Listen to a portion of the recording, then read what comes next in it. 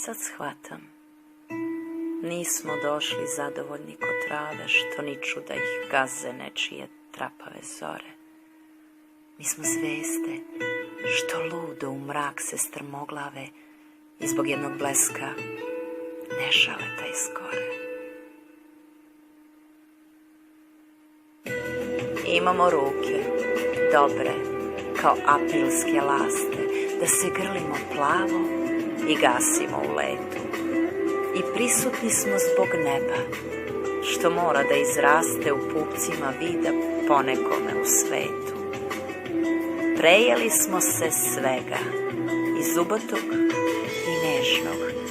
Sad svako pruža ruke i nova čuda traži, a sve je smešno i tužno, i sve je neizbežno, i ove istine dobre, i ove dobre laži. Prejeli smo se, kažem, i svako ume da sanja, i svako ume da vrišti i ruši daljine glavom. I jednako je u nama i kamenja i grana, i jednako je u nama i prljavo i plavo. I svesni smo da smo lepi isto koliko i ružni. Stigli smo gde se gnjura i stigli gde se leti. I znamo šta smo dali, i znamo šta smo dužni, i šta smo juče hteli, i sutra šta ćemo hteti.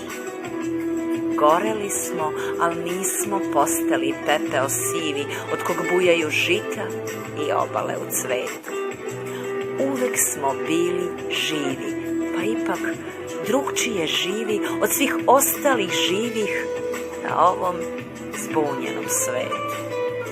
I najzad, tako je dobro što nismo samo trave, što talasanja svoja ni jednom vetru ne damo, već smo zvezde što sjajem sve nebo okrvave, željne da budu sunce, makar na trenutak samo.